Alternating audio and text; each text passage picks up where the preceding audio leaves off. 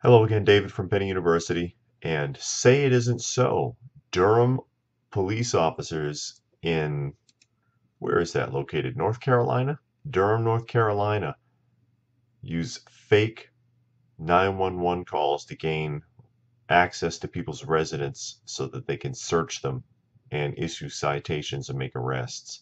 So, and the way that this works basically is they show up at your door, they say, "Oh, we got a 911 hang up from this address," or something to that effect.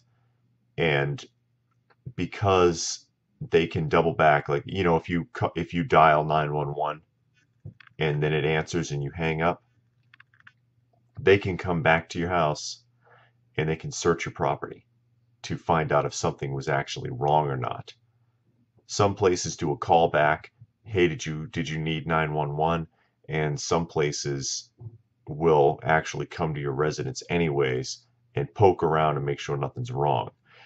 And so what officers will do, and they've been caught doing this in Durham, is they'll show up at your house and say, "Hey, we got a call," and they'll come and mess around in your house, and there was no call. They lied.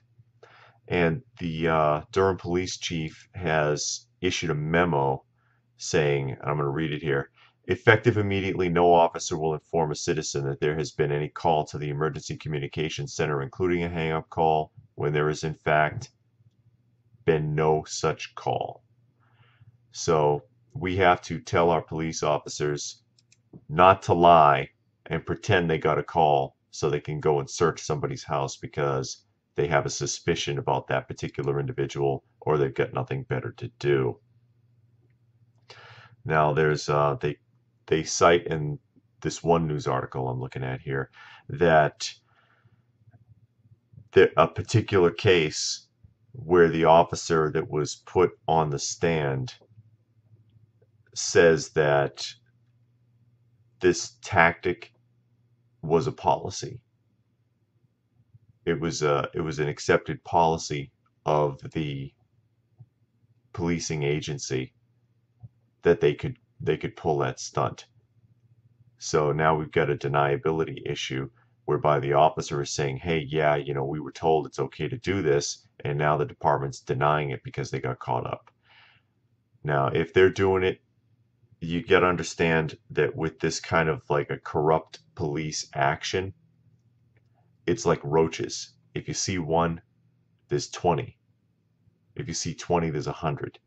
And this is the case here. This is not the only place where this is happening. I've seen similar cases recently in Florida too in the news. I'm sure it's happening all over. It's an excuse. It's kind of like the cell phone as a weapon ruse that they use. And you might have seen this on YouTube a few times where somebody is filming a police officer with a cell phone and they don't want to be filmed, and they come and they ask for the phone, and you can refuse and say, "No, I don't have to give you my phone." And then they say, "I need to examine it to make sure it's not a weapon." And refusing that is something they can cite you for. So they use that as an excuse to get your phone and erase your data. But this is the case here. Watch out for it. Record everything if this happens to you.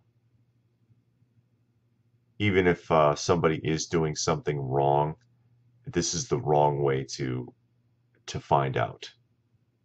To just make something up to enter your home. And particularly since officers who are getting caught up in this, a lot of them are admitting that this is policy. It's an unwritten policy with the police department that they can do that sort of thing. They're being trained to be as dishonest as the people that they're looking for in many cases. Watch out. Just protect yourself, people.